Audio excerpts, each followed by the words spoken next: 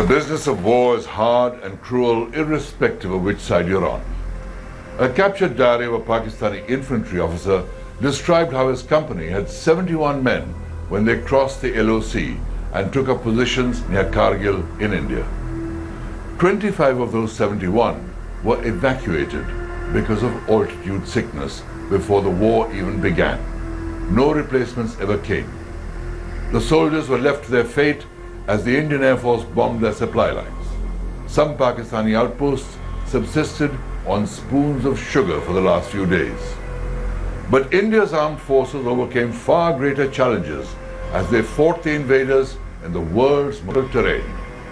My name is Kabir Bedi, and today on Guns and Glory, we continue with the war in Kargil.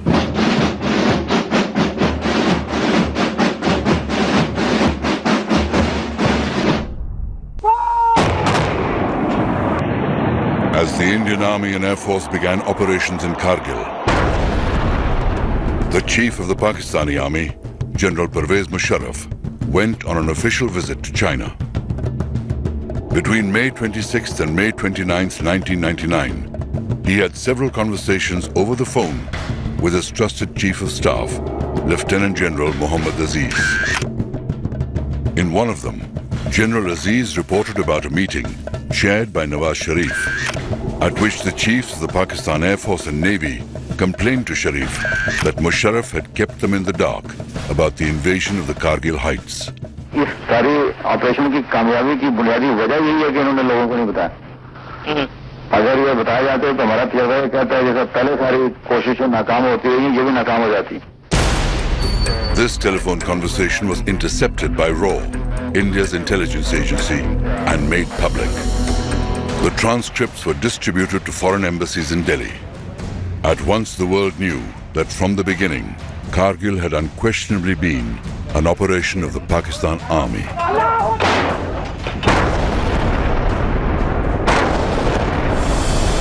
ठीक पीछे पाकिस्तानी घुसपैठिए वहां से घुसपैठियों को हटाकर सेना के लिए एक बहुत बड़ी चुनौती है। पाकिस्तानी सैनिक The Kargil War was extensively covered on the ground by both the Indian as well as foreign electronic media.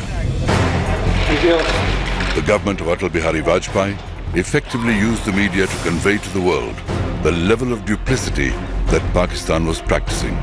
Access was given to the Indian media by the Vajpayee government, but the focus of the Vajpayee government really was, on the body bags, because they wanted to whip up this passion and frenzy.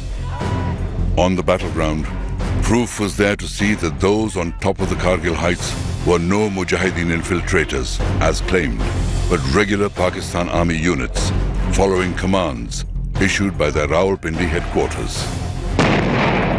Each deadly thrust up the treacherous terrain of Kargil by the Indian Army was broadcast for the nation to see.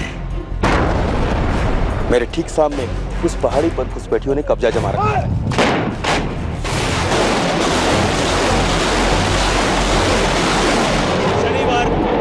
शनिवार 7:45 बजे है और भारतीय सेना ने For the first time, Indians saw their heroes in action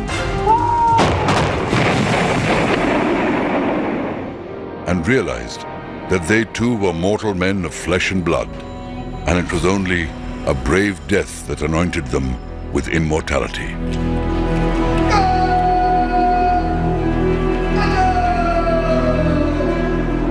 The people who won the Kargil war for us were really the junior officers and the mid-level officers. I would say even the senior leadership failed because they kept touting the official line that, it was some rats have come in, we'll be able to clear them in 48 hours. As we know, the war went on for over 2 months. The final assault to capture point 5140 began from different directions. 3 battalions, 1 each from the Garhwal Rifles, Jammu and Kashmir Rifles, and the Naga Regiment were given the task of evicting the Pakistanis. Captain Vikram Batra of the 13 JAK Rifles and his Delta Company were among those tasked with recapturing point 5140. Nicknamed Sher Shah for his unstinting courage, Captain Batra decided to attack from the rear to surprise the enemy.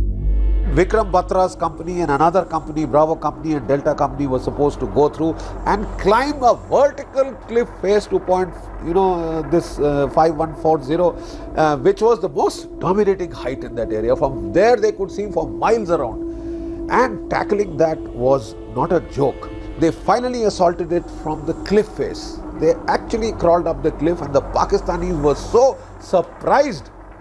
They never expected an assault from the side. They were firing from the direction of the gentler slope, this relatively gentler slope where they thought they would come up from. And the entire there was a fierce hand-to-hand fighting there. The entire Pakistani garrison was either killed, most of them fell to their deaths from that steep height in trying to get away.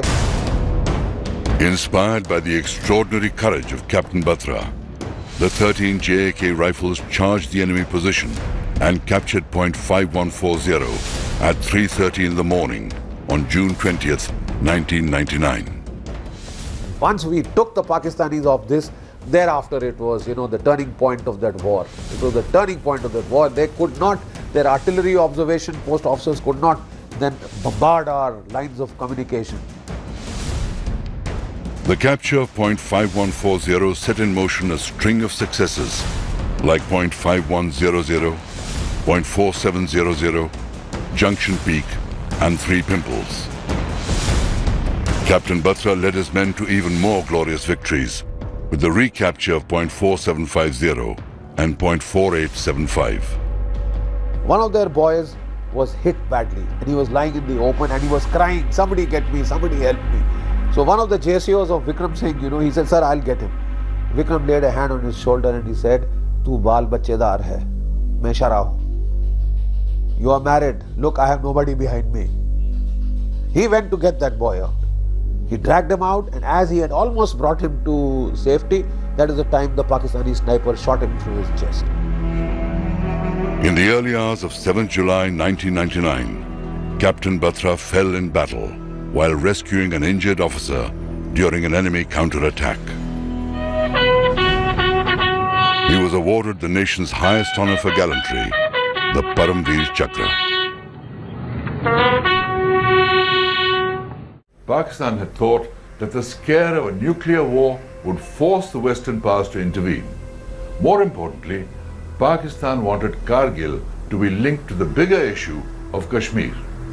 But for once it seemed no one was ready to listen to Pakistan. The international community realized that Pakistan was playing a dangerous game, and even Pakistan's traditional allies, Turkey, the OIC, and even China, did not come out in support of Pakistan. In fact, Kargil bust the myth of an all-weather relationship existing between China and Pakistan. The Prime Minister of Pakistan, Nawaz Sharif, had been trying to get America to come out in support. The Pakistan Foreign Ministry kept up a constant litany of how India was violating the sanctity of the LOC. In my lifetime. But on June 15th, President Bill Clinton urged Nawaz Sharif to pull his troops out of Kargil.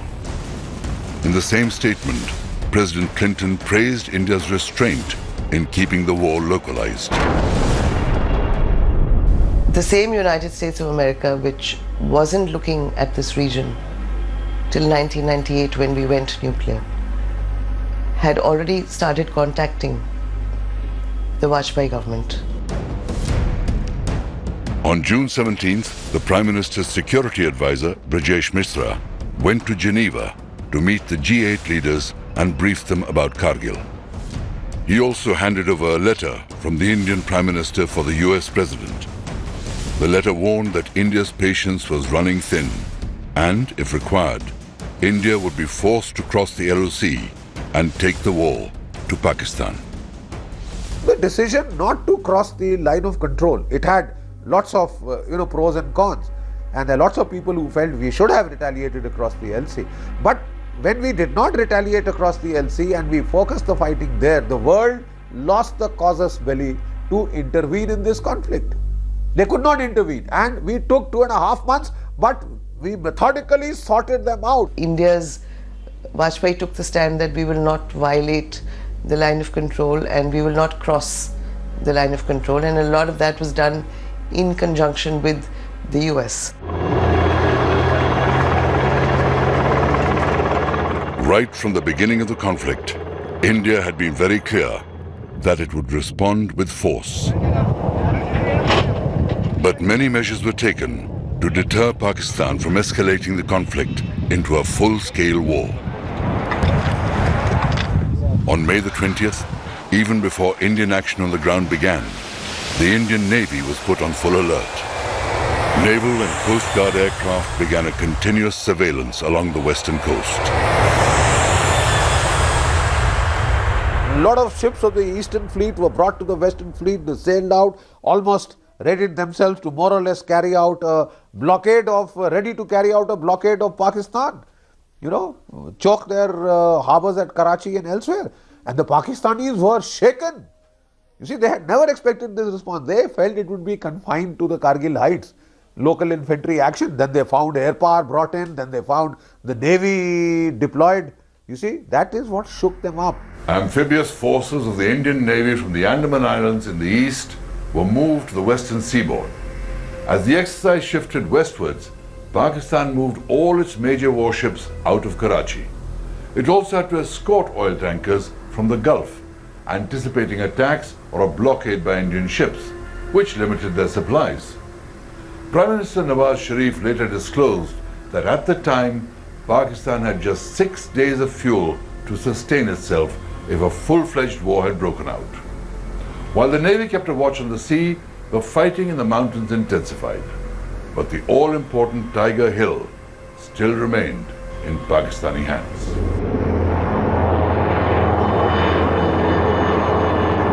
Tiger Hill stands 16,700 feet high, overlooking Dras. It is a massive feature, almost 1 kilometer wide at its base, and was formidably defended by the Pakistanis.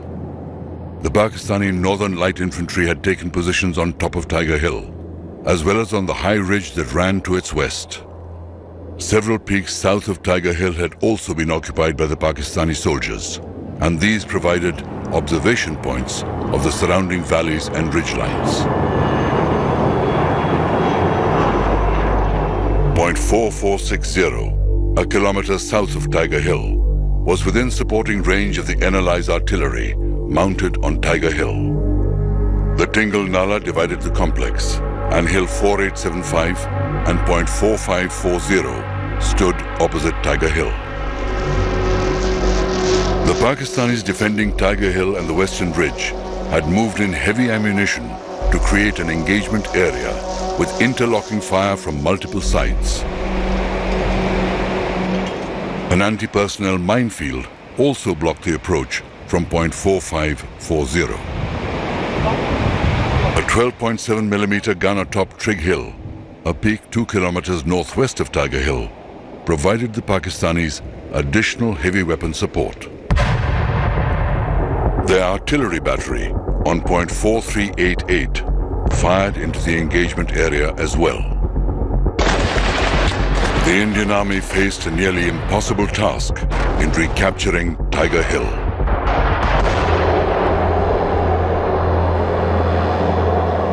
India had captured Point 4460 in late May, and this provided a base to direct fire onto Tiger Hill.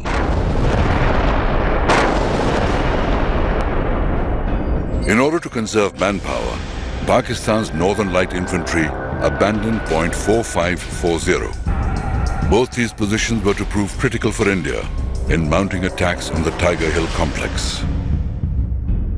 Given the urgency, unacclimatized and poorly equipped soldiers of the 1 Naga and the 8th Sikh were sent to assault Tiger Hill.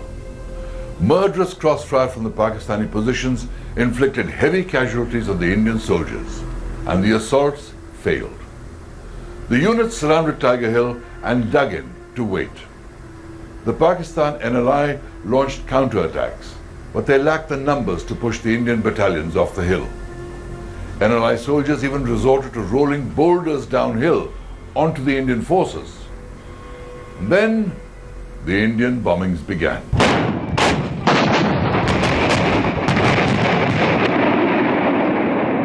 As India's massive bombardment began, it stretched the Pakistani positions to the limit. India continued pounding the forward slopes of Tiger Hill and the ridge. with as many as 1,200 rounds exploding every 5 minutes.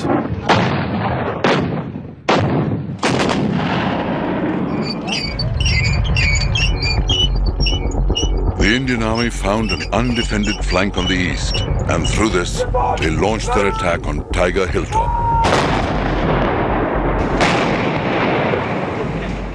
At the same time, a small raiding party penetrated Pakistan's line of defense on the western ridge. 25 soldiers of the 18 Grenadiers were ordered to advance and capture Tiger Hill. After scaling the rocks for 3 nights, they were just 50 meters below Tiger Hill when a stone slipped, giving away their position. Seeing this, the enemy opened up heavy machine gun, grenade and rocket fire, and in hand-to-hand fight, the team leader Havaldar Madan Lal and 5 soldiers got killed.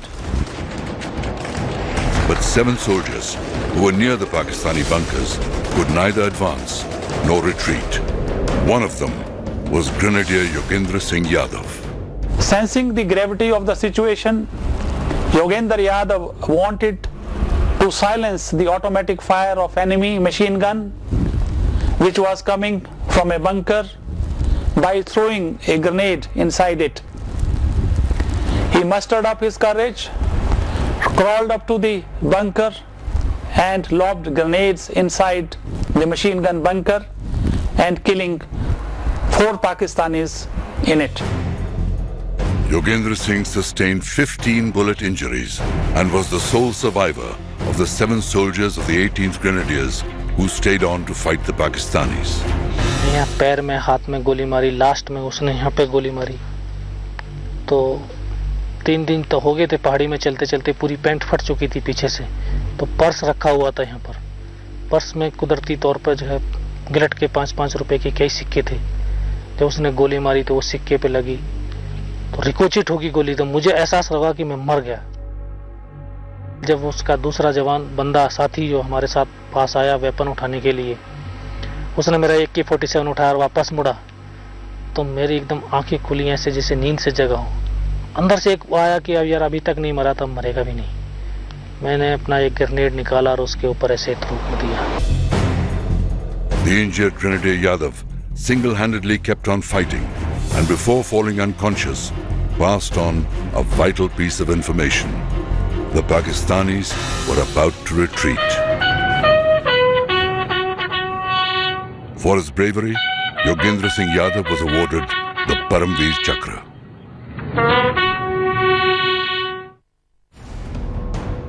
The Pakistani forces had been split in 2.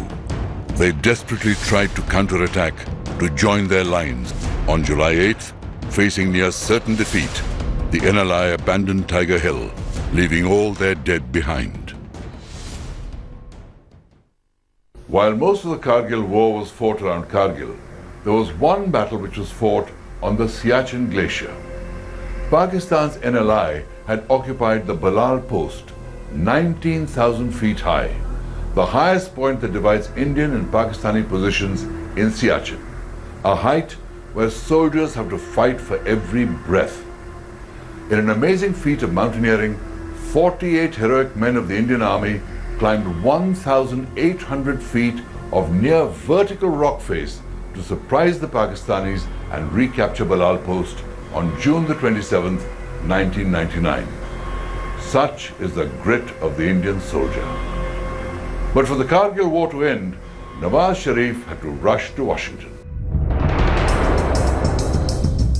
On June 27th, Pakistan's army chief announced at a press conference that Prime Minister Nawaz Sharif would shortly be leaving for Washington to meet President Bill Clinton to find a solution to the Kargil crisis. At that time, Nawaz Sharif was in Beijing, meeting the leaders of China. On June 28th, he abruptly ended his China visit and returned to Pakistan. In Washington, President Clinton changed the dates of his planned vacation to meet Nawaz Sharif. The US had even pushed for Prime Minister Atal Bihari Vajpayee to travel to Washington, but Vajpayee refused. Bill Clinton met Nawaz Sharif on July the 4th. Behind the scenes, Pakistani and US officials sat across the table to hammer out the exact wording for the declaration that would follow. Bill Clinton's national security advisor, Samuel Berger, constantly discussed the wording with Vajpayee's security advisor, Rajesh Mishra, in Washington. In Delhi, Prime Minister Vajpayee waited for President Clinton to call and tell him that Pakistan would withdraw its remaining troops with immediate effect.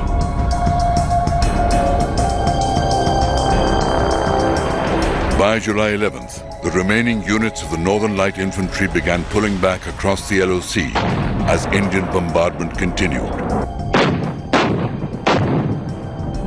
And Indian troops recaptured key peaks in the Batalik sector. India set a deadline of July 16th for all Pakistanis to return to their side of the line of control. On July the 12th, Nawaz Sharif went on television to explain to his people why Pakistan was retreating from Kargil. The war in Kargil officially ended on 26 July, but it had far-reaching consequences for the future.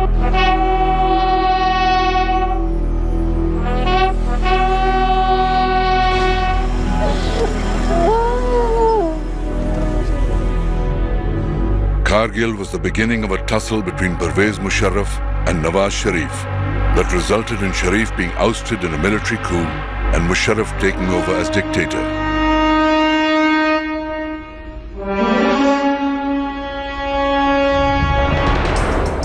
Today, the wheel has turned again, with Nawaz Sharif back in power and Musharraf being tried for treason. India learnt many lessons from Kargil. It ushered in long-term changes in the army's deployment and response strategy along the line of control. As the economy boomed, defense spending kept going up year after year. Kargil also made the Bofors guns legendary. And in Kargil, the Indian Air Force wrote the instruction manual for high-altitude air warfare. But war is war. And where there are guns and glory, there is also terrible death and suffering. We end this series with the idealistic hope that there are no more wars and that glory not depend on the barrel of a gun.